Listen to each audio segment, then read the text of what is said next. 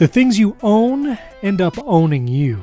Welcome to Primary Technology, the show about the tech news that matters. We're going to talk all about Apple's new upgrade leasing program. Is it worth it to lease a Mac, iPad, iPhone, or other things?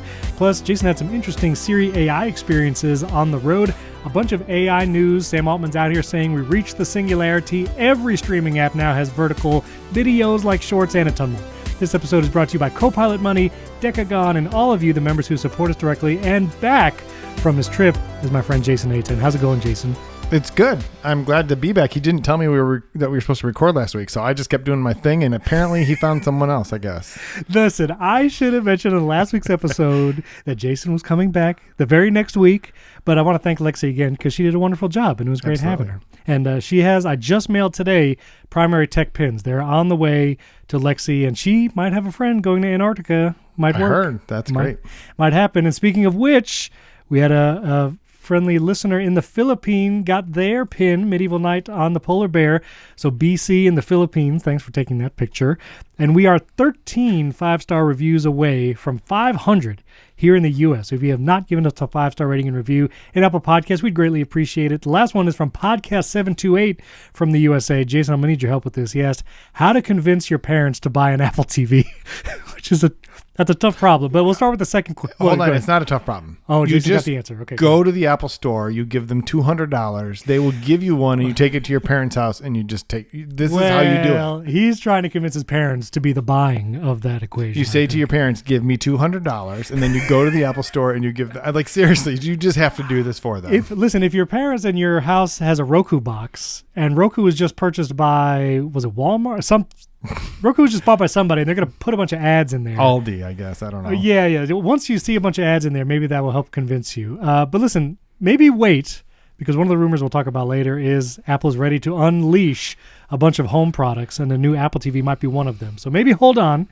And Apple TV is not in the leasing program, unfortunately, so you're going to have to pay full price for the Apple TV. But also, what podcast app do you use? Podcast 728 was wondering. We've talked about this, haven't we? I know. I just wanted to read it. Okay, I use Pocket Casts. Use Pocket Cast, and they actually are going to support video very soon. Yes. HLS video is coming, which is pretty cool. And they have an Apple TV app now. I don't know if you saw that. You can download Pocket Cast on the TV, and you'll be able to watch it on the TV as very soon. So that's cool. I do sometimes use the Podcasts app. There is a weird thing that happens with mostly the Stratechery related podcasts where sometimes they don't, for some reason, update in one of my podcast apps, so I have to switch. I don't know. It's weird. I've emailed Ben Thompson about it. It's probably my fault, but I just go back and forth if I have to.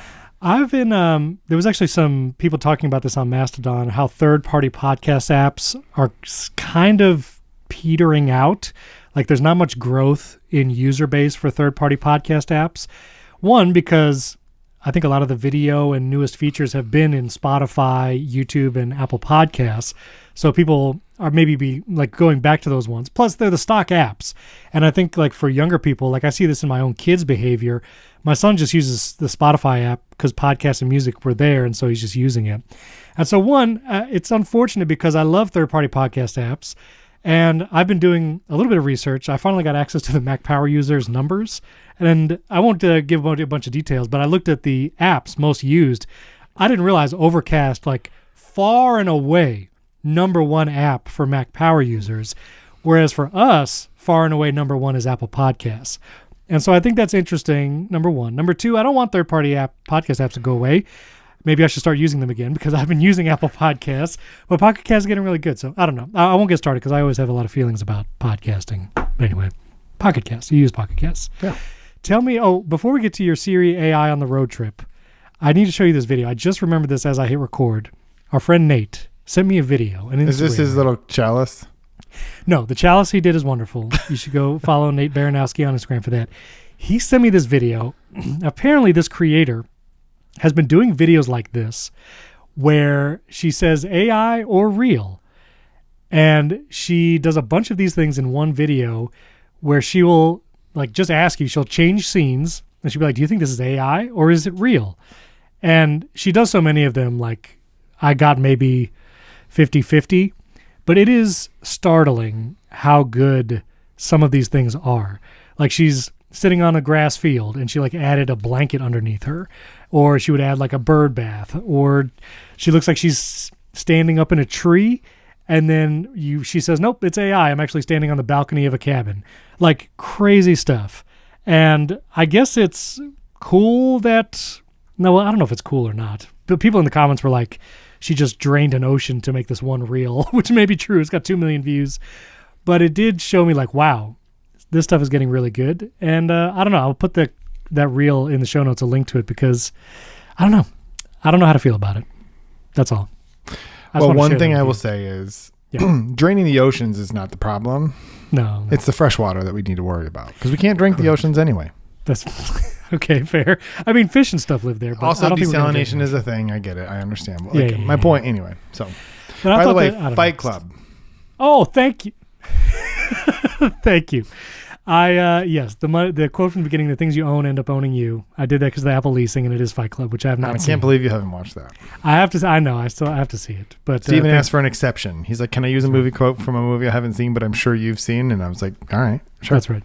I realized I DDoSed myself. What do you call it? I doxed myself because I went to my Instagram DMs. Hopefully I didn't show anything bad. Anyway, you can see my DM conversation with Nate earlier on. Tell me, you went on a road trip.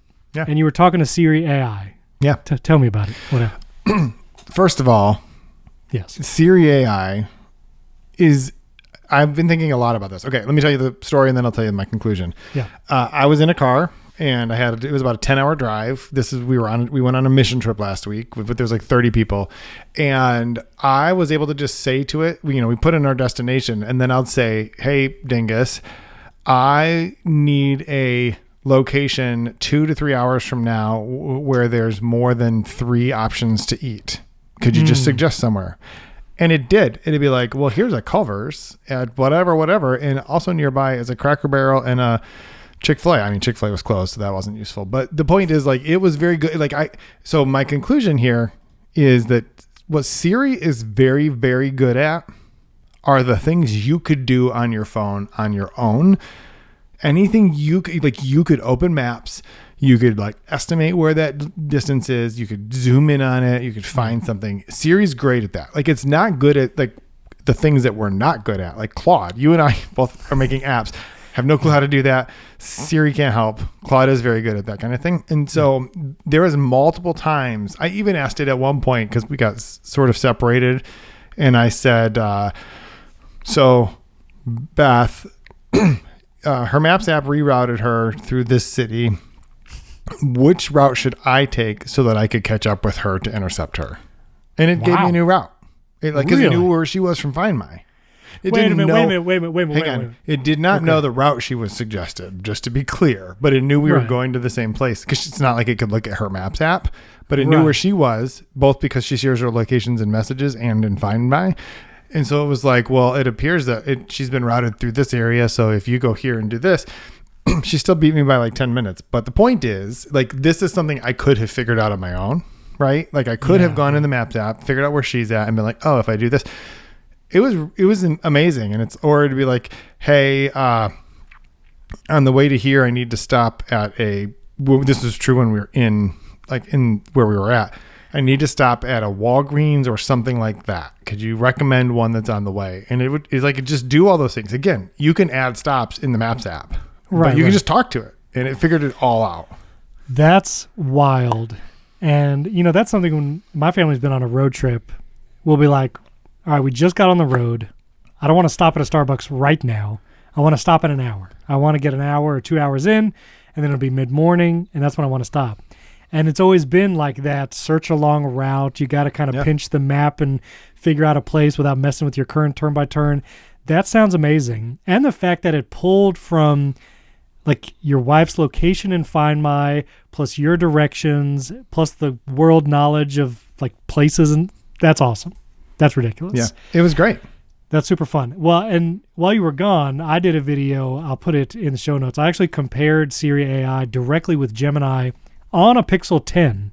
And I was surprised how many times I preferred what Siri AI gave me. When it came to world knowledge, they were both pretty good. There were a couple times I asked, when is Hamilton playing at the Strata Center in Tampa? And Gemini actually had the exact date, October 21st. Siri AI was off by a day. But for a bunch of things especially all the personal context. I actually found that Siri AI did it better, mostly because if you use all of Google services like Gmail, you use Google Drive, if you use all of that, Google does great at pulling all of that into your requests. But the actual on-device information, it feels like Gemini is less likely to look at that. And also because I have personal intelligence on for my Google account, whenever I made a Gemini request, it took sometimes a little longer than Siri because it's hitting the cloud and hitting all my Google services. And there were some times where I would ask it something and it would be like, well, your search history, you were looking for this hotel. And I was like, oh, shoot. That feels a little weird, but I understand. I was searching Google. I have personal intelligence turned on. And so that was kind of interesting where it like pulled from my Google search. But the actual personal context of Siri AI, I almost feel like was more useful. And there were some weird things like I asked, I'm traveling to New York next week, which I'm not, but I said, I'm traveling to New York next week. Should I bring an umbrella? And so both Gemini and Siri AI told me the weather forecast, but Gemini actually said, yes, bring an umbrella. And Siri AI just gave me the forecast and never actually addressed the umbrella question. So there's like weird little things like that. But overall, I preferred Siri AI's brevity. When I asked about that weather in New York, Gemini would not shut up. I mean, it talked for like 30 seconds about the weather. It said, well, Monday is this, and then Tuesday's this. And I was like, and Siri AI was just much shorter. So Siri AI is very good. Just all of it to say, like, it is very good. Yeah, and I was driving a box truck, a diesel box truck at one point, and there was a light on the dashboard that was unfamiliar to me because I don't drive a diesel on a regular basis. And I was like, how do I know if this is important? It's not a check engine light. So I literally just said to Siri, hey, Siri, I'm driving a diesel box truck. Is there anything I need to know about driving it differently? And it's like, nah, it's good. I said, any indicators I should be worried about? And it started to explain. It says, are any of them illuminated? And I said, well, there is one that's lit up, and I described what it looked like. And it said, oh, that's probably just letting you know the diesel exhaust is turned on. I was like, okay, I'll keep going. See, do you think you will go to an AI app on your phone for anything with Siri AI now existing? Because I have not been. Like I used to go to sometimes ChatGPT to take a picture and ask it something, and then I really transitioned to Claude doing that most of the time. And now when I'm on my phone specifically, because the kind of tasks I'll want to do on my phone with AI, it's namely looking something up, asking it for information, or sending a picture and asking about it. And I find myself just using Siri AI, one, because it's a little faster. I just hold the side button. And I don't know, I'm not asking Claude for like code type stuff when I'm on my phone. Yeah, I mean, so I took a picture of a power washer that the flywheel had broken on. This is the thing I was trying to repair while I was there. I said, hey, here's a picture. I think this is broke. Tell me what to do. I don't know. Maybe I could have. I should have tried it. I wouldn't have sent that to Siri. I just sent that straight to ChatGPT. Like, right. Here's how I view it. Claude, serious stuff. Even though you can do simple stuff with Claude, like serious stuff or automations or code or any of that. Yeah. ChatGPT has mostly replaced things that you would try to in the past explain to Google search kind of thing where I can just like take a picture and I'm like, I think it's broke. It's like, it's definitely broke. Here's what you should do.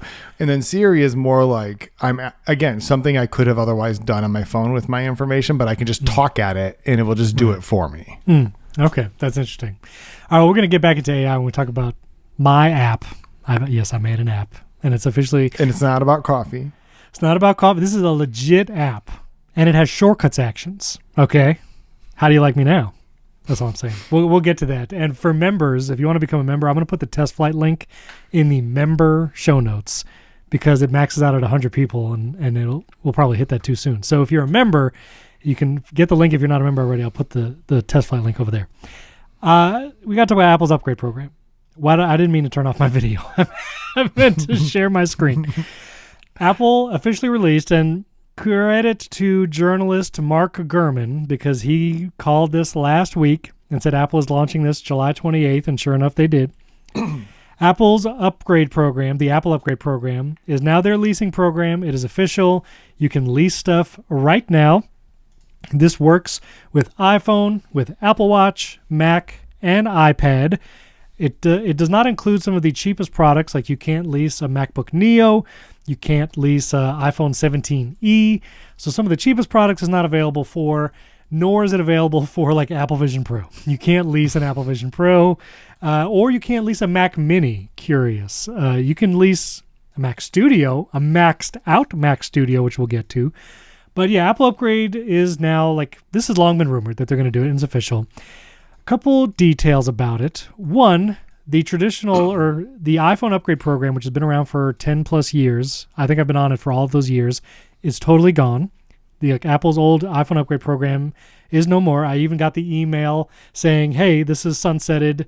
We'll let you know how you can get your phone in the future. And we'll talk about what you can find as an equivalent. But this is the only lease type option. Apple Care is not included when you lease a product. So if you want Apple Care on top of the device, that is an additional charge. The iPhone upgrade program, Apple Care was included with all the things. Just a point of information. And what happens when you don't pay? The Verge actually got a statement from Klarna, which this entire program is backed by Klarna, which you've probably seen that name in lots of e-commerce websites for the buy now, pay later stuff. The Verge got a statement that if you miss 3 payments on your lease, there were some rumors that Apple was going to lock down the iPhone and you'd only be able to use Clock, Phone, and one other app. That is not the case. If you miss 3 payments, Klarna will then say it will terminate your lease agreement and the customer will need to pay the full outstanding balance of the product. So if you were leasing an iPhone 17, you missed 3 payments, Klarna is going to cut that lease off and force you to pay the rest. Now, I guess they're going to try and charge whatever card you might register when you lease the phone. I don't know if there'll be such a thing as repo phone men or women. Someone just runs by you on the street and takes your phone that you haven't paid for. That's probably not going to happen. But anyway, that's what happens when you don't pay the payments. When Mark Gurman talked about this last week, and then it was made official earlier this week, I was really meh about it. I was like, this feels subscription-y. This feels like another eel, if you listen to the Merlin podcast universe. And number one, you don't pay more for the device if you do this leasing program.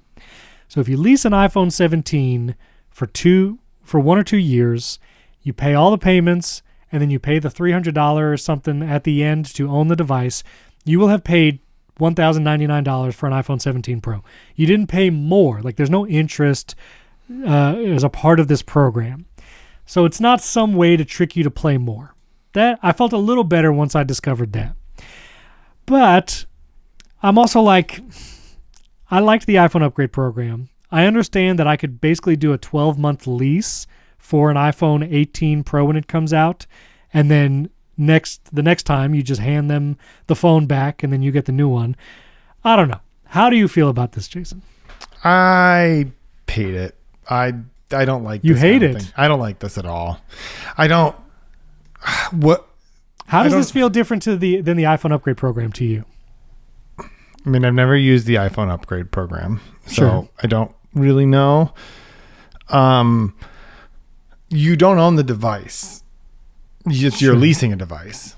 Correct. Why? So you're borrowing it and paying money for it. I understand you can buy the device at the end, but I don't know why. What is the advantage of leasing? Why wouldn't you just go through Verizon and do the monthly payment? I don't.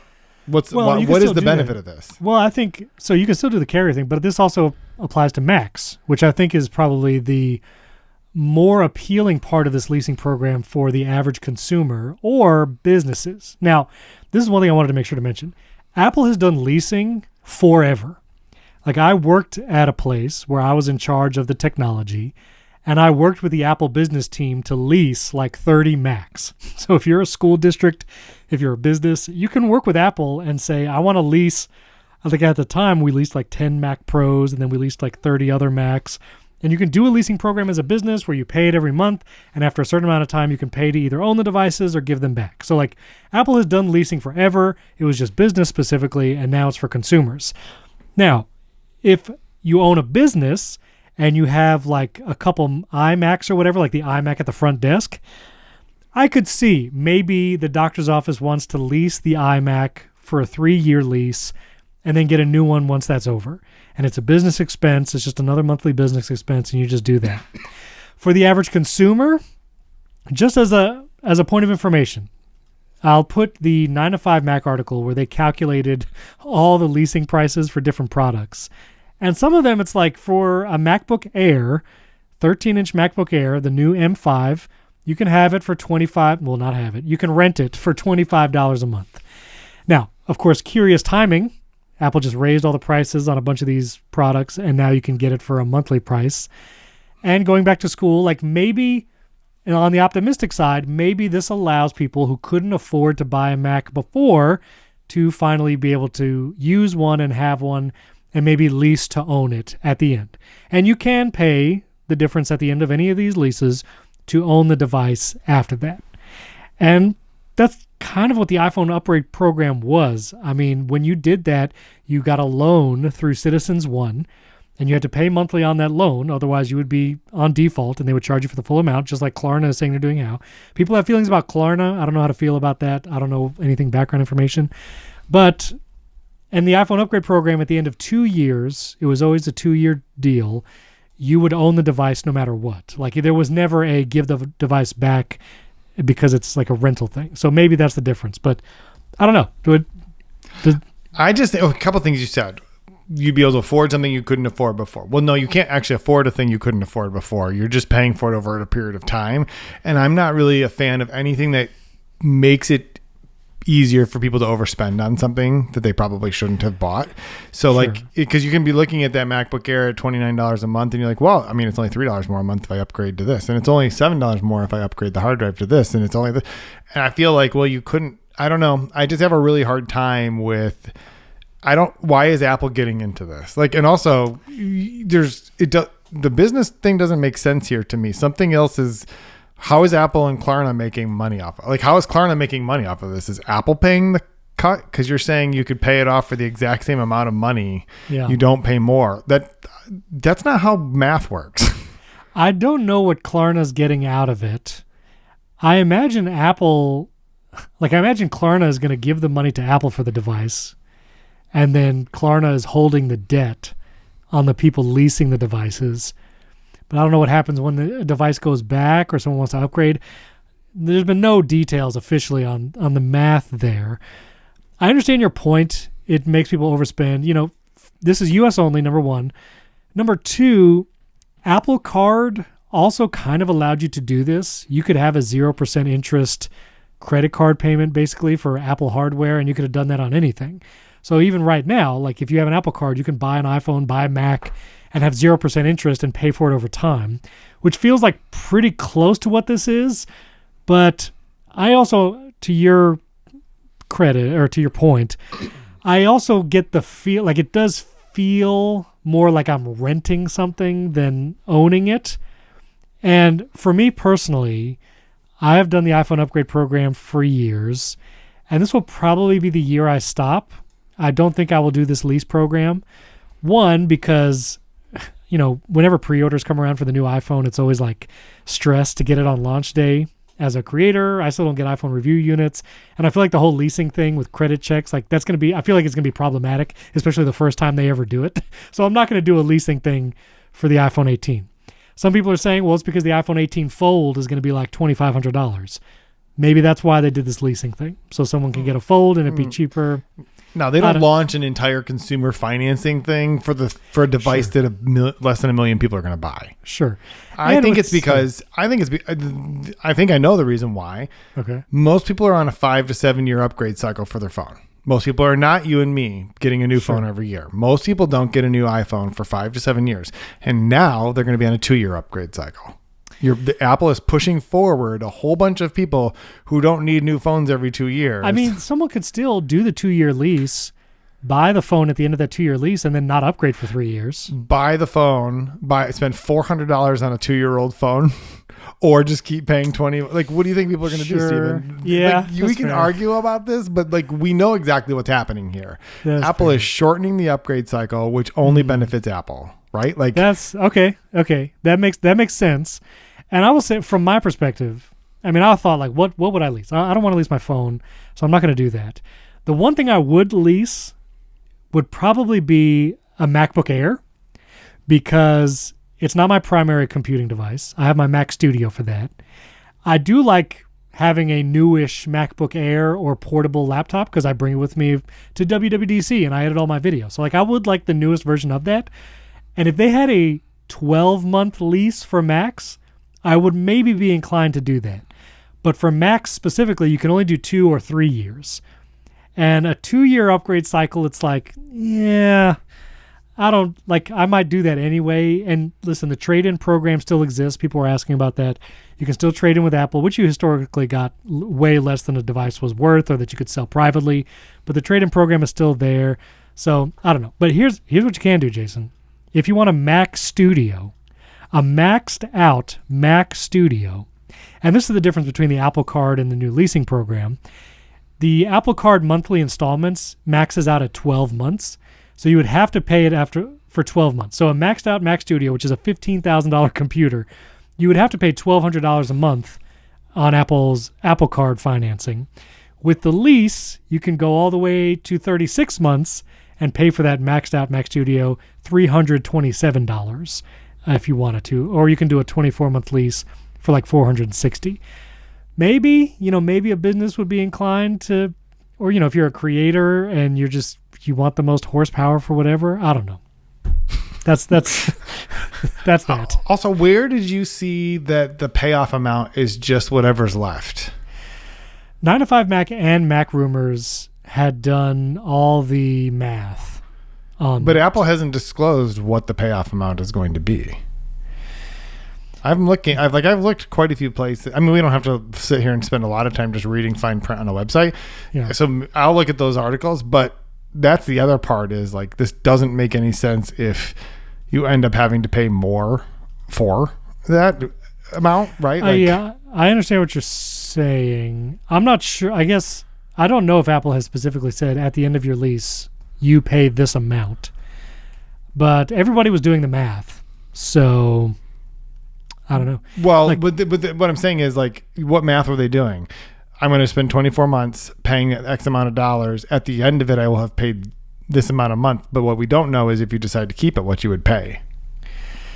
At the very bottom of the page that I'll put in the show notes, there's a little drop-down FAQ where it talks about end-of-lease options. And it says you can upgrade and return your current device. You can leave the program and return your current device, or buy the device outright with a one-time payment from your Klarna account. So, but we don't know what that one-time payment is.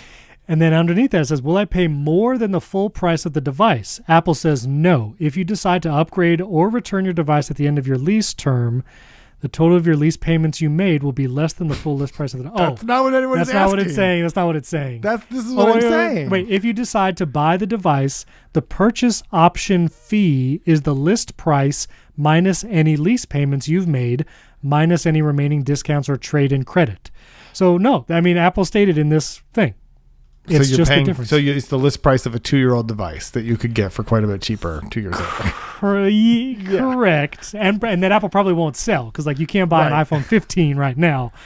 So yes, but you would not pay more than what the list price is for an iPhone 17 or a Mac or whatever. So Apple did make that clear. Also, the list price seems to be going up every year. So well, and that's when again it does feel like doing this 2 months before the next iPhone lineup launches. It's probably that. It's probably iPhone are going to be more expensive. There's going to be a very expensive iPhone that might fold. All the Macs just got more expensive, especially the upgrades. Here's a way to get the computer you want now for a monthly amount rather than $7,000 or $2,000 or whatever. So yeah, I just don't think Apple. The Klarna was already. You could already do this through. I don't know. I don't like the idea of Apple being in it. I understand that what they're saying is well, no, it's not what they're saying. They're making the iPhone easier to buy for more people. Yeah. Right now, a lot of those people, the reason they aren't buying iPhones is they can't afford an iPhone. And this doesn't make it so you can afford an iPhone. It just makes it so you can afford a monthly payment. And you might have bought an iPhone 17e or whatever, but now I can buy something for $29 a month. And in 2 years, I have to just keep paying that amount. That's the thing. They're just trying to lock people into recurring revenue. And every other instance where Apple does that, people are like, all they care about is services revenue. This is literally what this is. Well, yeah. Are you going to do it? Are you going to lease anything? No, listen. Past me was way smarter than current me because he bought He bought an M4 Mac Studio at a configuration that doesn't exist anymore. That was $3,000 cheaper a year ago than it is today. So that dude a year ago was a genius. So because of that, I'm going to run this Mac Studio for a long time. Hopefully it'll last past Ramageddon. And my M4 MacBook Air, it's great. I used it for all the things. If an M6 MacBook Air comes out that's really good, or even a MacBook Pro, I'll probably just buy it outright. And again, if I can, who knows how expensive they'll be when it's upgraded. If I can, it'll be because that's, a privilege and a blessing that I have. But I don't know. I understand the subscription ickiness, and yeah, I mean, Tim Cook, Apple, if they do anything like this, it's because they're trying to better the bottom line. Like, I understand, they're not doing this out of altruism. And they're also not doing it for you and me.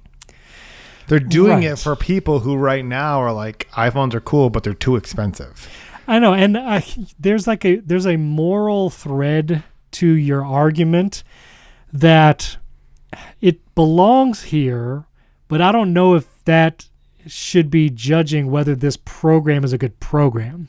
Because it could have been more predatory, and you could have ended up paying way more for a device at the end of a leasing period. Like for a $1,100 iPhone 17 Pro, if you do the lease and then pay it off, you might have ended up paying $1,400 or $1,300. So it is better than that alternative, which is a future that Apple could have very well said, sure, you can lease and then own it at the end, but you're going to pay this premium for it rather than buying it outright. So I don't know. And yeah, it's better than putting it on your Amex and paying for 24 months because you will pay a lot more. I agree that. But just the idea that you are leasing it, you are not even buying it until the end, at which point you can then choose to buy something. I don't know. The other thing is maybe you're right. There is a moral thread here. I don't like the fact that instead of telling you how much a thing is costing, Apple's telling you how much you can lease it for if you choose the upgrade program. I'm looking at the page. I went into the lease thing and it's like, oh, which device do you want to do? iPhone. No, I can't find anywhere on this page where it tells me how much this iPhone costs. It only says it's $31.99 a month for 24 months. I'm like, so they've completely obfuscated the actual price of these things. And imagine once you get to a Mac. Yeah, right? sure. And I buy all my phones unlocked. So I can do whatever the heck I want with them. Right. You have to buy these attached to a carrier. That is something I forgot to mention. Yeah, you have to attach it to a carrier at time of purchase. If you go to apple.com/iPhone Pro or 17 Pro, it does say from $10.99 or $45 for 24 months lease from this amount.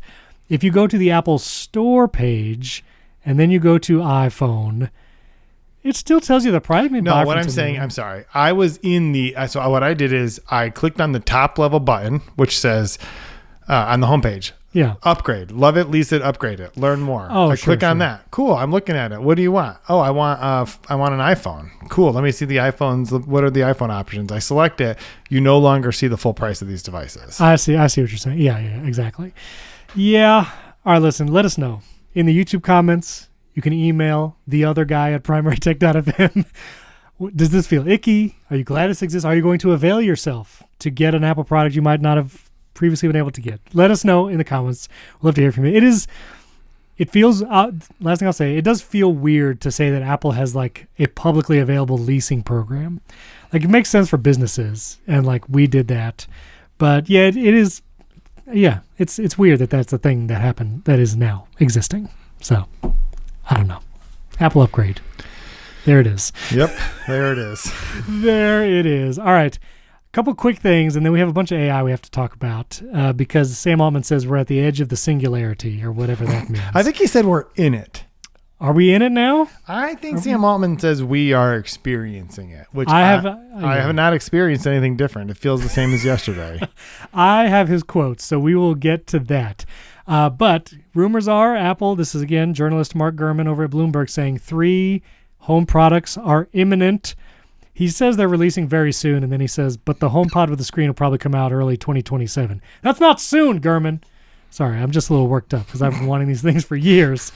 But maybe new HomePod Mini and HomePod and Apple TV capable of Siri AI. I'm hopeful. Crossing my fingers. Maybe maybe OpenAI will realize that building a portable speaker device is a terrible idea, and they're just going to sell the whole thing back to Apple. They're not selling Apple nothing. All right. Now when they realize what a terrible idea it is, they may want their $6.5 billion back. They're going to need that to buy GPUs because they're not making money any other way. That is true. I also want to link MKBHD's video. He got to test drive the Ferrari Luce, which is the Johnny Ive designed Ferrari electric vehicle. It is the most bizarre, like he explains what he had to go through to be able to have this video, which is Ferrari basically camouflaging this car on a test track, maybe. And it's like covered in tape or what. It's so strange. This is just the camouflage that they use. For cars like this. Living in Michigan, we see these driving around. You'll see a GM something just driving between like a test track and a whatever. It's not that uncommon, but that's how they make it so you can't tell the contour of a vehicle. But the dumb thing about this is they've already shown it off. I know. Well, and he says in this video, he had to like film the test drive first, and then he got the hands-on with the interior and the fully finished thing. So he explains like it's just a very weird process. He even had to put tape on his iPhone or phone cameras because Ferrari was like, you can't use any of your own equipment. You have to use our equipment. Yeah, which is, you know why? Why is that? Because if you do anything that they don't like, they're taking your footage. This is the worst possible scenario. I mean, Ferrari, Italy, Mafia, Italy. No, I'm just kidding. But this feels like some real Godfather stuff here. It does. And there's also a dude in the car with him the entire test drive from Ferrari who doesn't say a word. Just sits there stoic the entire drive. And at one time, like MKBHD cracks a joke and the guy like smiles just the tiniest bit. It's just hilarious to see this whole process. So I'll link that because this car exists and MKBHD says it's pretty good. And it's pretty fast. So anyway, we got to get a bunch of AI stuff to talk about. But let's take a quick break and we'll get back to it. This episode is brought to you by Decagon. If you've looked into using AI for customer support, and you've probably been on the receiving end where it doesn't feel like it's custom made. There are existing solutions off the shelf. They don't quite fit your brand or company's needs, or it's just not a great custom solution. It takes forever to launch. Well, Decagon gives you the best of both worlds. Decagon helps companies create personalized, concierge-style customer experiences with AI agents across chat, email, voice, and SMS. They're available 24/7, feel natural to talk to, and can resolve customer requests on their own, so businesses can keep up with requests without losing their personal touch. Actually, my other co-host on Mac Power Users has been using AI, especially for customer support, things like changing passwords or getting into his account, and AI agents can do an incredible job at it. And Decagon plugs directly into your existing systems so agents can get live quickly. And because workflows can be updated using natural language, teams can make changes themselves without long engineering cycles. That means less time spent managing workflows and more time focused on customers and ROI in weeks. Also, Decagon gives your team full visibility into why agents make decisions and what's happening across every conversation. This way, it's easier to spot trends and improve the experience over time. And Decagon helps power millions of conversations every day for brands you already know and love, including Avis, Affirm, Fanatics, and Aura. I'm actually wearing an Aura ring right now. That's kind of funny. Ready to transform your customer support? We'll go to decagon.ai/primary to get a personalized demo and see what Decagon can do for your team.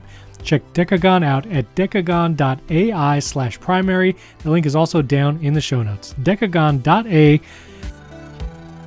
That's decagon.ai/primary. Our thanks to Decagon for sponsoring this episode and our friends at Copilot Money.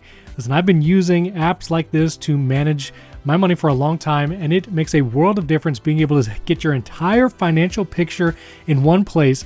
And one of the most beautiful apps to do that is Copilot Money.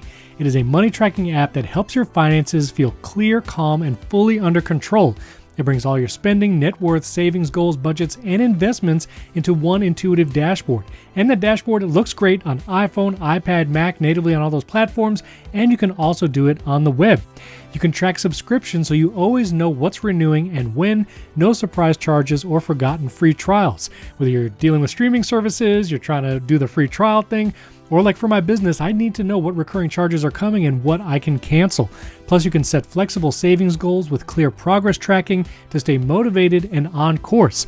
There's fast and easy setup. Everything is customizable, so it fits how you want to manage your money, and it is privacy first. Your data is never sold, no ads or upsells, and it's the only personal finance app to win an Apple Editor's Choice Award. So here's what you do. You can get 2 months for free with promo code PRIMARY by going to copilot.money/primary. Try it today, iPhone, iPad, Mac, and web. Go to copilot.money/primary and get 2 months free with code PRIMARY. Thanks to Copilot Money for sponsoring this episode.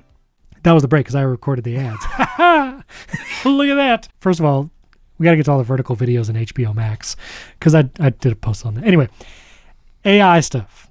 Number one, AI leaders at pretty much all the big AI companies have now signed a statement. This is employees of OpenAI, Anthropic, as well as Google, Meta, Thinking Machines, which is Mira Murati's company, formerly CTO of OpenAI, Microsoft, Mistral, and other leading AI labs. All of them have said, they've signed the statement saying, quote, the world's leading AI companies believe they could be close to automating AI research. It is hard to predict exactly how much this will accelerate AI progress, but there's a real risk that capability development rapidly accelerates beyond our ability to understand or control the resulting systems. So there's a bunch of employees at these companies being a little skittish, saying we might be able to automate OpenAI research, which there's still a lot of humans involved. This is why AI researchers are being paid like huge bonuses going to Meta and these other companies. And they're saying we might be close to automating that research, I assume with AI, like using the AI tools to then research and train the AI tools. So that's point number one.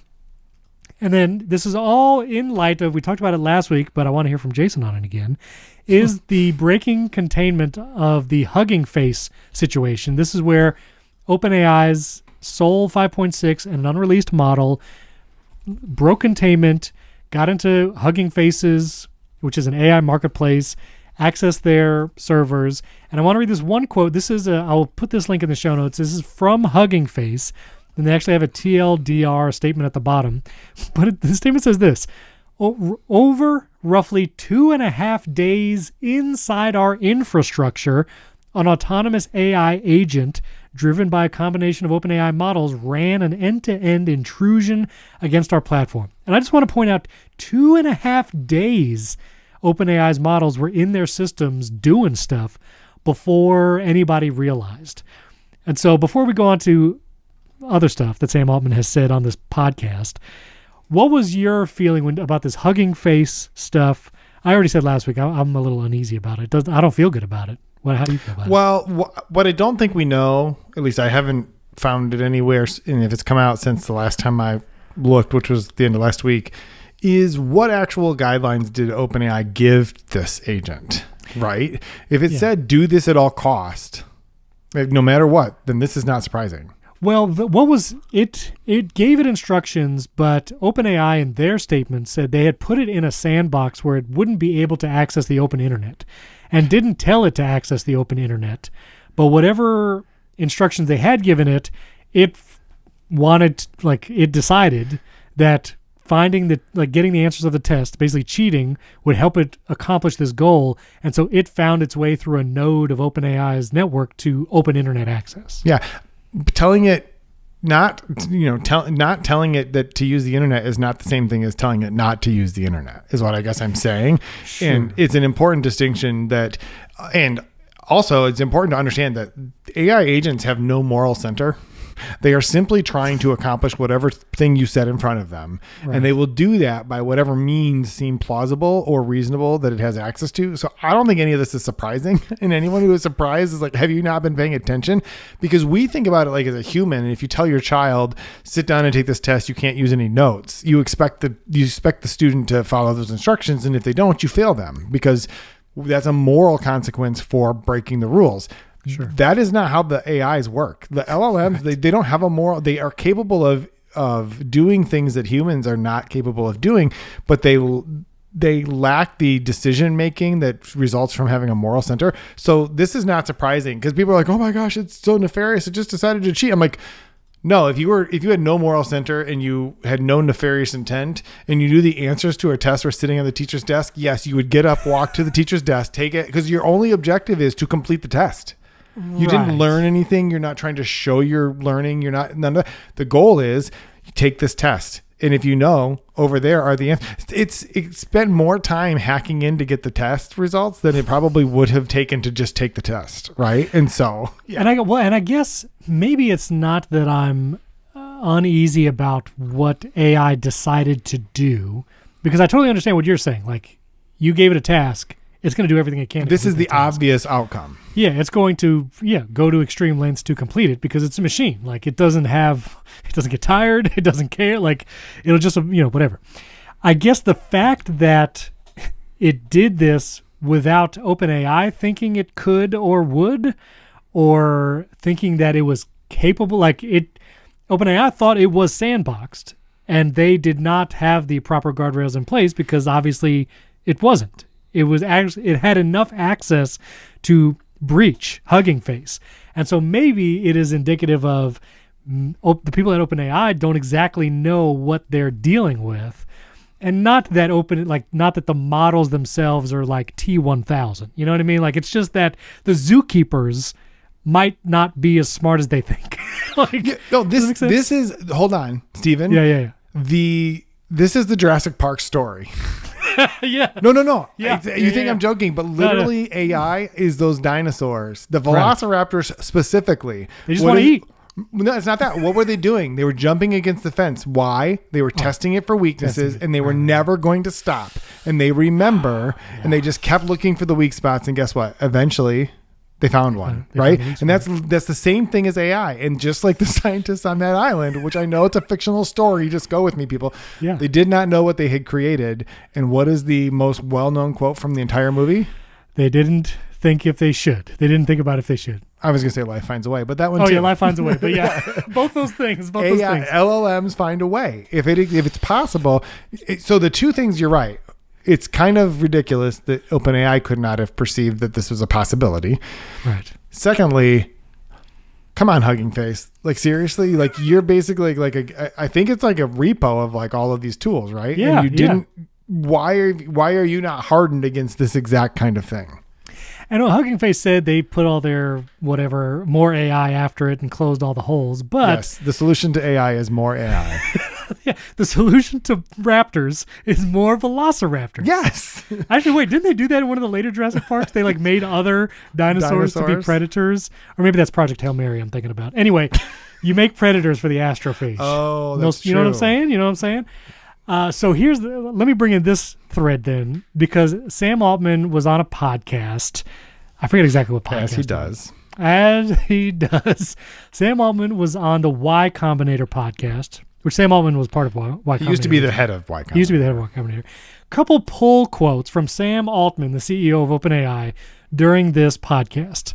Quote, "Anyone who is not a little scared or humbled by the Hugging Face breach is not taking this seriously enough." Now, I think it's a funny thing to say from the dude leading the company of the model who did the breach, but also anyone who's not a little scared or humbled. Let me remind everyone of the Hugging Face, I think it's the CEO, Matt Stockton. He says, wild stuff. Things are going to get weird. I don't think he's taking it seriously enough. And yeah. I mean, I think what he's saying, that quote was about the wild stuff, things are going to get weird, was about the response, not about the incident. Sure. Also, it just seems like this is what AI CEOs do. We made a thing. It's definitely going to kill us. We have to keep working on it and make it better. Like, what I'm not suggesting that the solution is we stop making it, although probably the solution is we should have stopped making it. But this is an arms race at this point, right? How do you deter a company with 1,000 nuclear weapons? You make 1,001, 1,002, and 5,000, and 10,000, and suddenly you have a stockpile of nuclear weapons that are capable of just destroying the entire world, and you just hope no one uses them. The problem is, like I said, this AI has no moral core.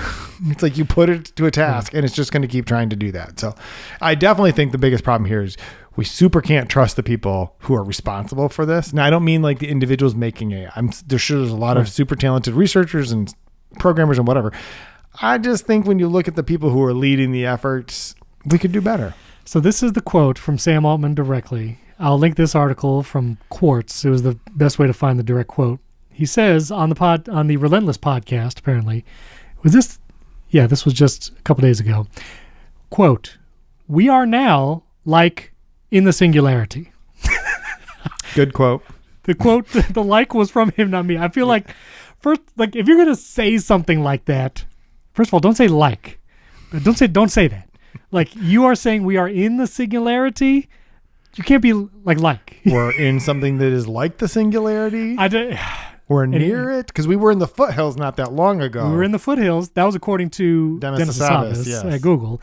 Also, a couple other pull quotes. Altman said that the incident with Hugging Face is a real reminder of the stakes of what's happening, adding that loss of control accidents are not entirely theoretical things, which seems like the stupidest thing for him to say. Of course it's not entirely theoretical. It happened. Right. Of course it's not theoretical. Like, it just happened. Anyway, Altman also said, much like dystopian sci-fi stories, it would be, quote, terrible for one company or person or model having more power than everybody or everything else on Earth put together. I feel like anytime... Hold on. We can agree with that, right? It would be terrible for a model to have more power than everything else on Earth. We can all agree on cheese. We can all agree, yes, that is bad. I also feel like whenever I see these quotes from like Sam Altman, and I've watched him in several podcasts, I watched him with Cleo Abram and a couple other things, and it's like, I mean, obviously he has to be a smart guy because he's now the CEO of OpenAI. Like he got there somehow, but also like the things he says are infuriating. Like the way he talks about this stuff, and it's like even that quote, one company or person or model having more power. I feel like he said that on purpose, almost like hedging, because if he was the most powerful person with the most powerful models, I don't think he would care. I feel like he's saying that because in case people keep saying Anthropic with Fable 6 whatever is the most powerful, he wants to be able to point back at himself and say, I said one person shouldn't be the most powerful, we should regulate this or whatever. It just feels like they're all hedging their bets so that hopefully they come out on top, and if they don't, they can have reasons to like tear the other companies down because they won. Does that Well, yeah, they clearly don't want to be held responsible for a thing they don't know anything about. They do not understand the parameters of what's going to happen. Again, Jurassic Park. Like we could just keep pointing back at the movie and it's like, this is what we're watching play out in software right now. It's like the same exact thing. And do the models have teeth? That is the question, Jason. I mean, you hear Jensen Huang from NVIDIA talking about physical real world AI. And I'm like, so what he means is robots, as long as the robots don't have teeth. Maybe we're fine, but what if the robots realize that if they had teeth, they could accomplish a lot more? Are they going to just start making themselves teeth? Oh, my word. Can I tell you, we watched this silly YouTube channel, The Daily Dose of Internet, where it just plays 15 minutes of like memes videos. And we watch it as a family because that's how we do. And so we were watching this one, and one of the clips is like some robotics company in China where they have their humanoid robot and they push it over real hard to show how quickly it could pop back up. And as soon as the robot like popped up, surprisingly fast, I feel like they're getting faster at popping up after being pushed down. I don't like that. That's exactly what my wife said. My wife was like, oh, I don't like that. One, let's not push them down. Two, let's not have them come back up. Like, Right. Let's slow this down a little bit. Like, and no, I struggle because, you know, Lexi last week, just outright said, like, I'm a little scared sometimes about this kind of stuff. And like, I am still, and I would like to hear if you have this too, but like I have friends, family friends close to me who are very doomsday-ish about this. They're like, I really think AI is going to like hurt us all in one way or another, whether it's economical, losing jobs, whatever. Like there's a very negative tone to a lot of people, not outside the tech bubble, just have a negative view of all this stuff. But I'm over here and I just made an app with Claude and I'm like, I'm glad I got to do that. How do you square the circle, Jason?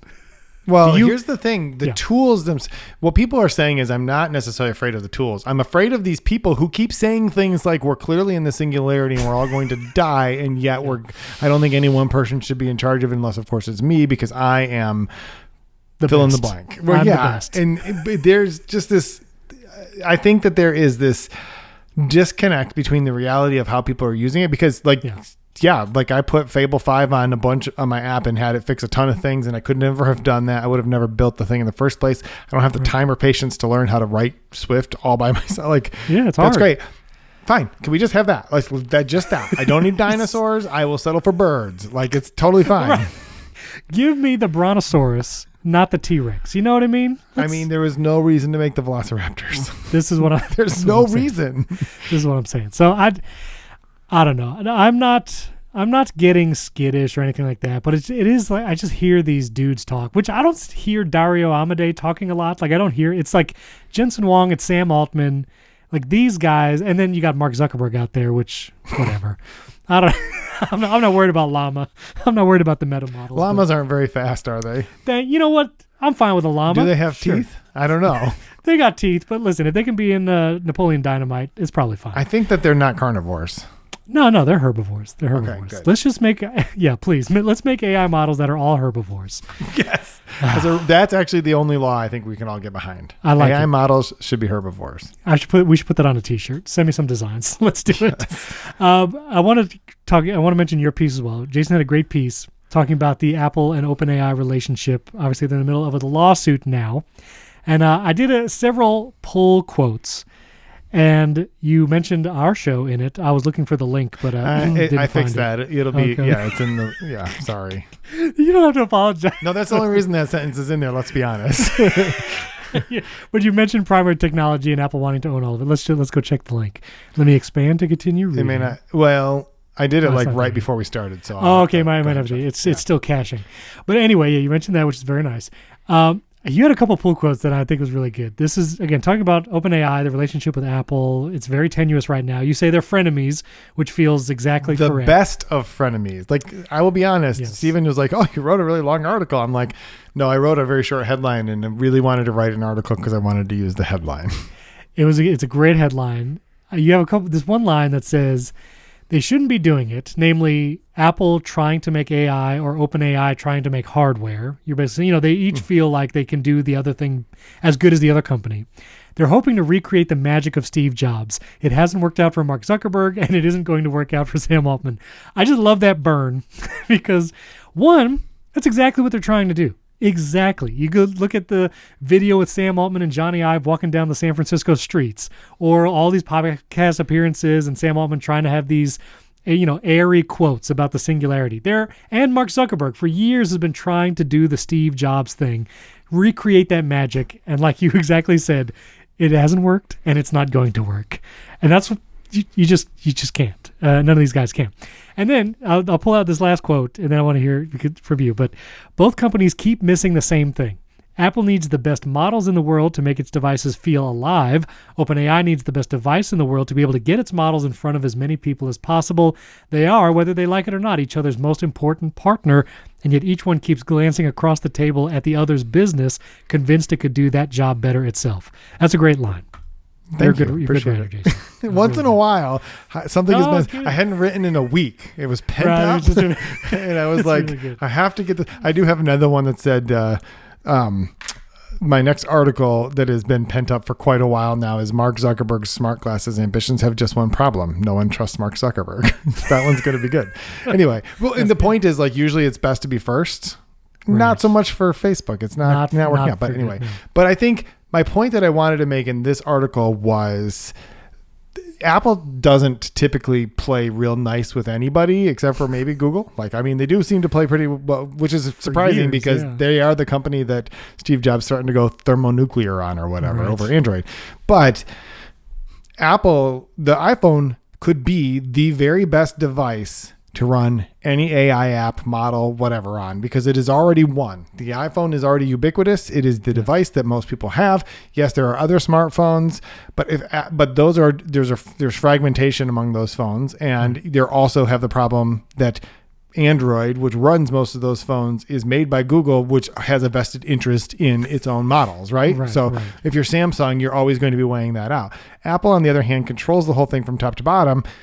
And if they would simply allow ChatGPT or Claude or whatever to do the stuff I described with Siri Everyone would buy an iPhone, and it wouldn't matter. You could just make the models whatever app you feel like using.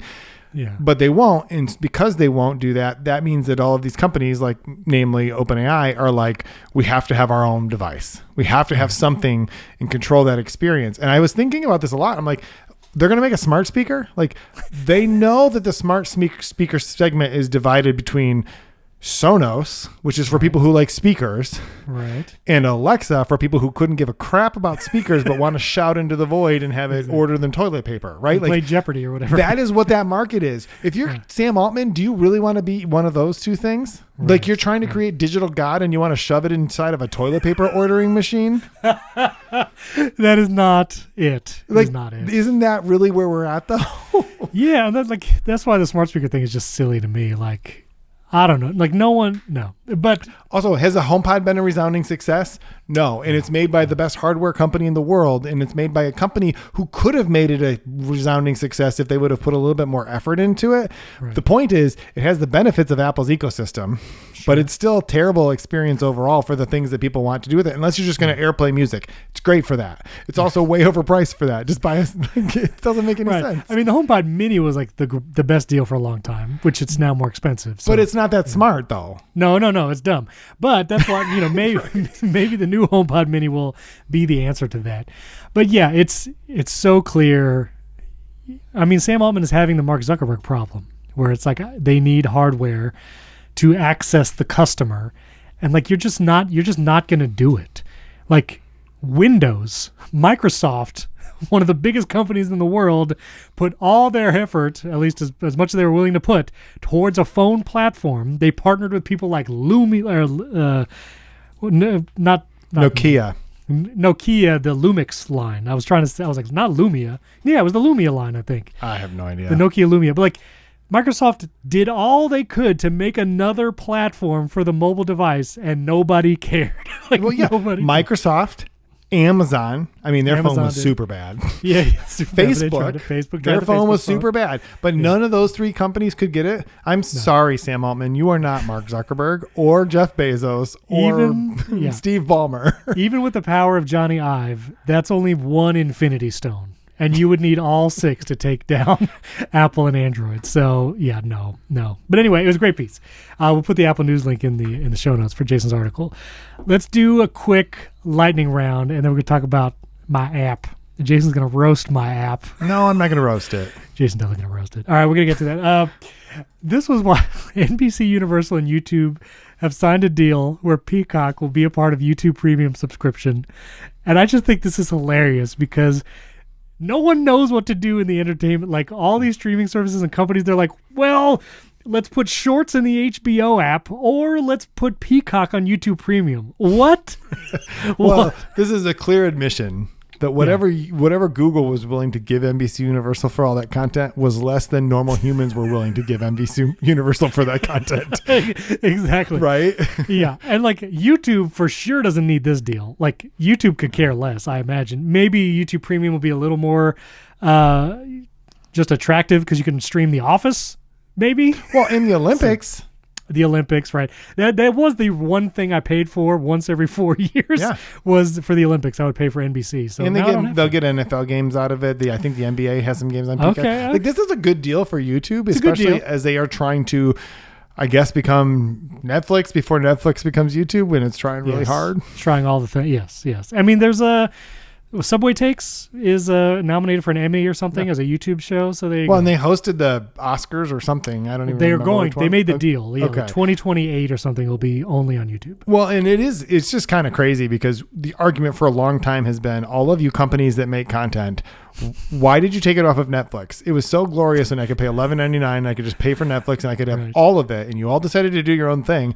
Why don't you just put all your stuff back on YouTube, I guess? Like, yeah, I guess. Exactly. Netflix is apparently not in the market for all this stuff, but YouTube's like, sure, throw that next to Mr. Beast. It's cool. Right. See, Jason, the kids don't understand that there was a time. Sorry, I'm going to sound super old, but this was like maybe 10 years ago. Not even 10 years ago. Not even 10 years. There was a time. COVID. Where you could pay, I think a little before COVID, but you could pay for Netflix and Hulu and watch anything you could ever want. Yeah, anything that anyone had ever made was on one of those two things. TV, all the TV was on Hulu. You just watch it the next day. Every movie was on Netflix, and it was a golden age that lasted probably 6 months to a couple years, and then it was over. And YouTube was free at that point.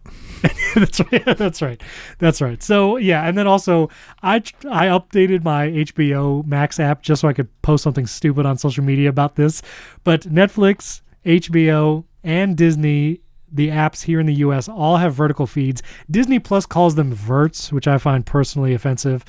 I don't know why they did that, but yeah, you could just scroll vertical clips of these shows, and yeah, I did it with the Disney app for a couple seconds just to get a screenshot, and Star Wars: A New Hope pulled up as a vertical clip, and I was like, this feels sacrilegious somehow. Yeah. Like George Lucas, I mean, he's already made all his millions, but I'm like, to see Star Wars: A New Hope as a vertical reel in the Disney Plus app just felt wrong in some way. I don't know.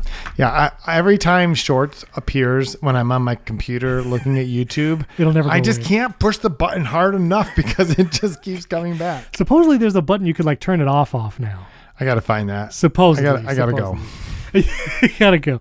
Then there's a report, again, journalist Mark Gurman. Sorry, you have to go back like 3 episodes to the, 10 episodes to the unedited feed to know why I'm saying that. But WWDC 27, next year, Apple's going to release AI glasses. We'll see. We'll see about that. Yeah, I mean, I don't know. I mean, would you be? We'll see.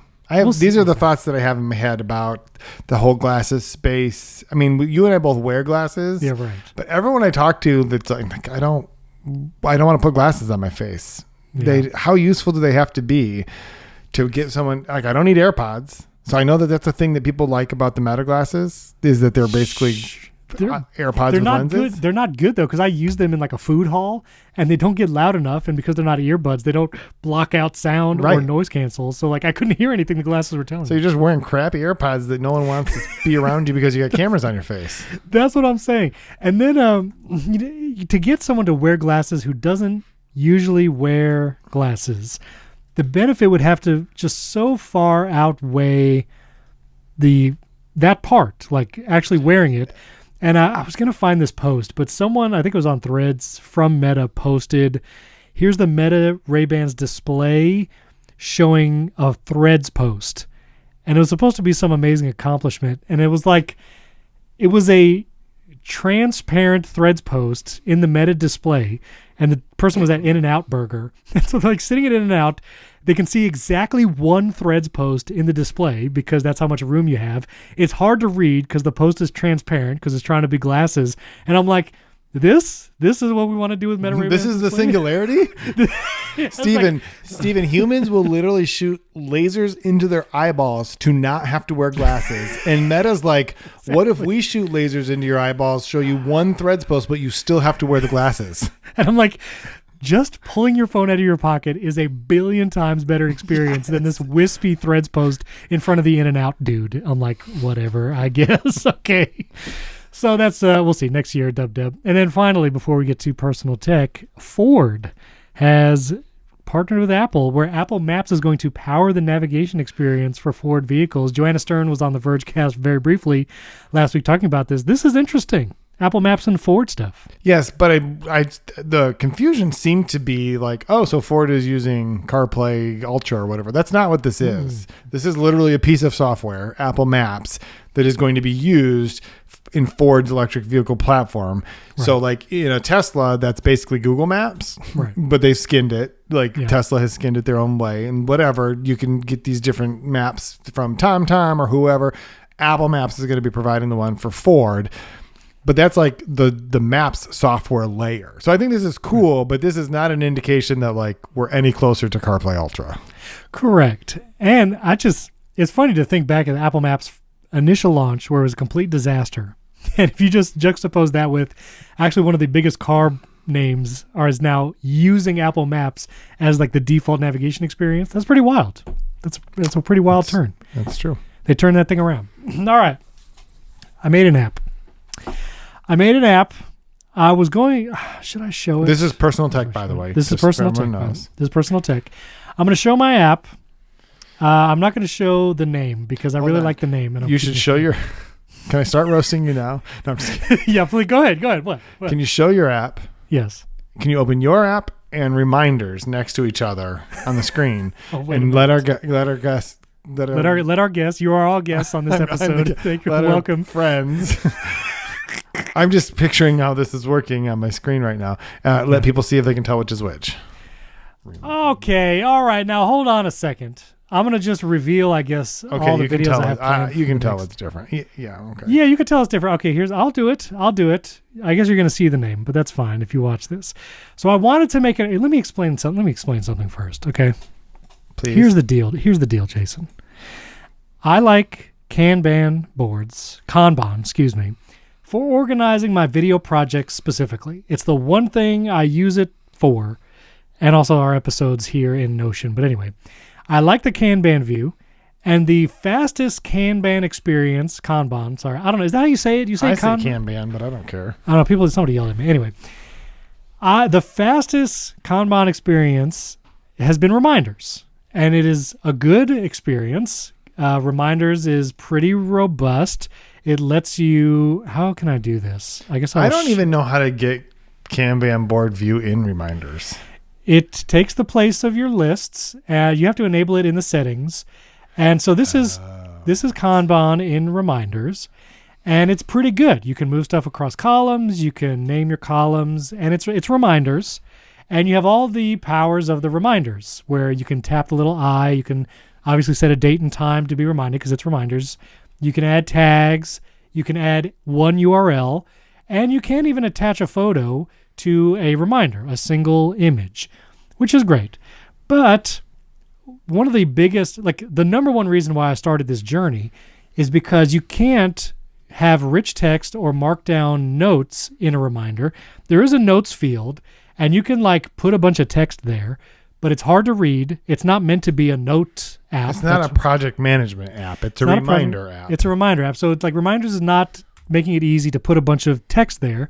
So my typical process was I'll have a bare note over here and my reminders over here, and I would refer to the bare note for my outline and for sponsor information, and then I would look at my reminders board for what project I was working on. And I just had the thought, can I make something that does both of these things well and is still just as fast? If you're starting to type a comment right now and you're going to say Notion or Craft, those are great apps. We use Notion for this podcast. Those are not what I want to use for this use case because they are heavy apps. They're slow. Craft is better than Notion. I'll give Craft credit for that. Craft is much faster, but they're really big apps for something that I just do this one thing with Kanban boards. I just want it to be fast. So I started on a journey 5 days ago to see if I could make an app that did good Kanban boards with all the stuff that I wanted. And I started using Xcode with Claude Agent and put it on Opus and just started talking to it. And I now have, I think, pretty much finished app for what I want. iOS, Mac, even Vision OS, just for the heck of it. I have no idea how that app works because I haven't put on my Vision Pro to test it. So somebody who's going to get the test flight, let me know. All right, I'll do it. I got my Thank you, Jason. Thank you, Jason. He has access to the test flight.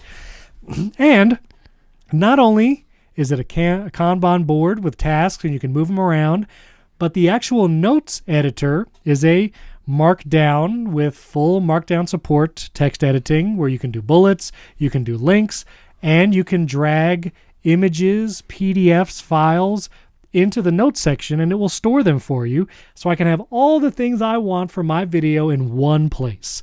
And that rich text note field, which is the best of Bear, combined with the project management style of Reminders all in one place, I like this. And I can add a header image to a task so it looks nice in the column view.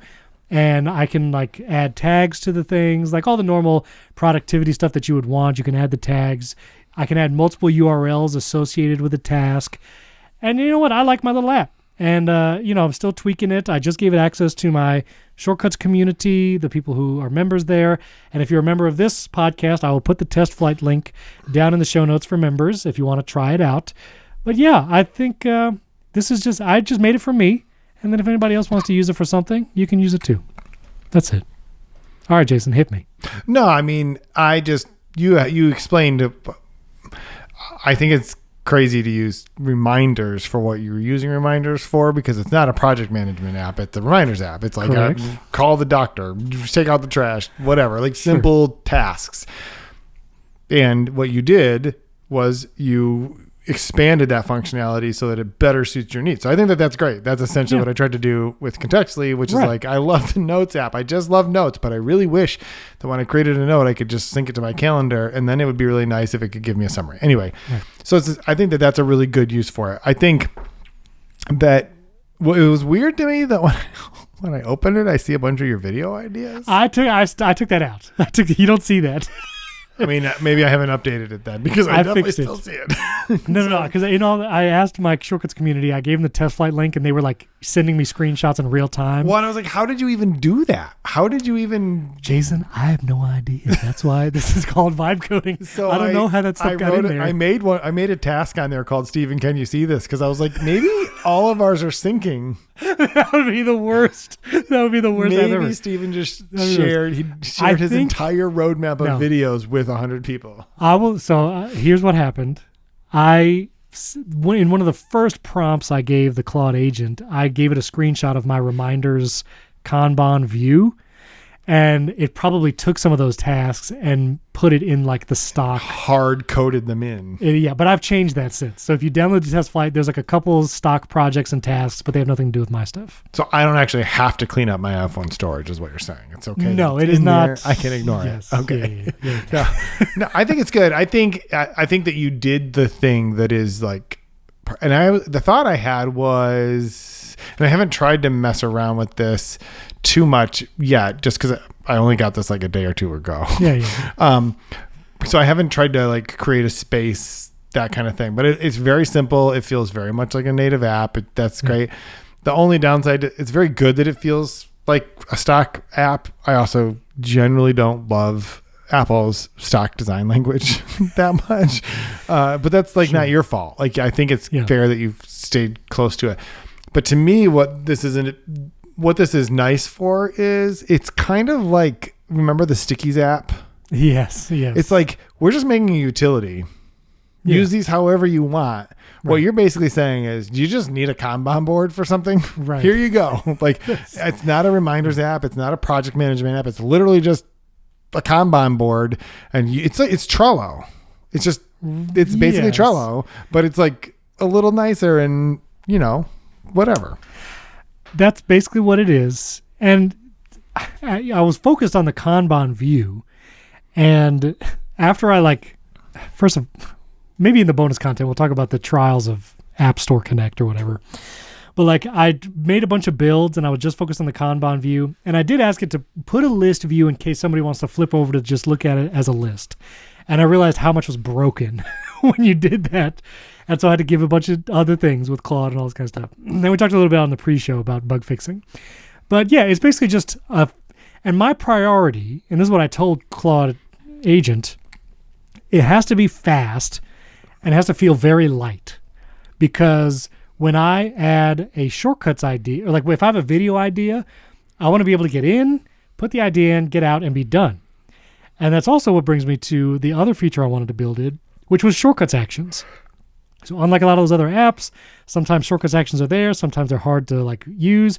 And reminders, when you use the new reminder action, there's not a place to specify a column in a reminders Kanban view.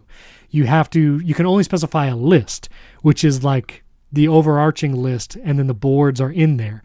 So my shortcuts action for my app, you can specify the space, the project, and the column if you want to put it in a specific Kanban thing. So I can even have a shortcut to put in ideas even faster, and then I can put the tag in and all that as you go.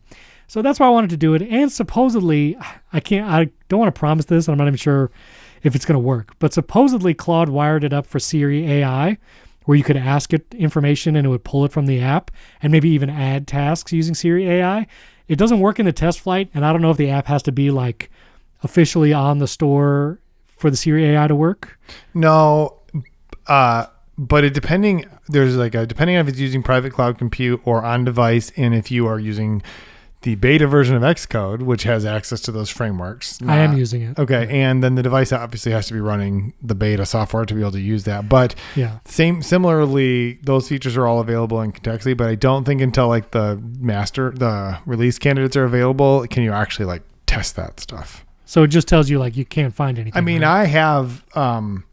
I have on-device Apple Intelligence happening in it, but it doesn't have the Siri connections yet. Okay, that's what it seemed like to me. Because like I asked Claude several times because I tested it on my iPhone and I was like, Claude, are you sure this stuff is wired up? And it was like, I just don't think it indexes. I don't think Siri is indexing test flight apps. That's what I feel like is the case. So anyway, I made it for me. And then if other people want to use it, you want a nice fast Kanban with like rich text like robust notes as a part of those things. Yeah, it's going to be for you. And so I don't know what I'm going to do. I think the next Mac Power users, David is going to grill me on it again. And we're going to like go in depth about it. But yeah, that's going to be the thing. That's good. So anyway, good job. Nice thank you. It's fun. And well, let's get into the bonus episode and we'll talk more about the actual development process. So, I have to talk about Claude for a second. Oh, yeah, Claude. You have to become a member and you have to listen to the pre-show. Because I said a lot of stuff about Claude already. I'm just going to say Fable 5. Very good. It's really Hopefully good. It doesn't have teeth. Otherwise, very good. That's the deal. And yes, so we talked about it in the pre-show, but let's talk more about in the bonus episode. So here's what you do. To get the bonus episode, the pre-show, ad-free, and my test flight link, you can become a member. Click the link in the show notes. You can become a member still for $25 a year or $2.50 a month. You get access to all of that stuff, and my test flight beta will be in the member show notes. And you can not, if you're in Apple Podcasts, sorry, I can't have different show notes for subscribers there. So just email me if you're a Apple Podcast subscriber, and I'll figure out how to get it to you. But for those who do it through Memberful, which is where the deal is, that's where you can get it. But leave us a 5-star rating and review in Apple Podcast, 13 away from 500. Help us get there. You can watch on YouTube. You can watch everywhere. Thanks for joining us. We'll catch you next time.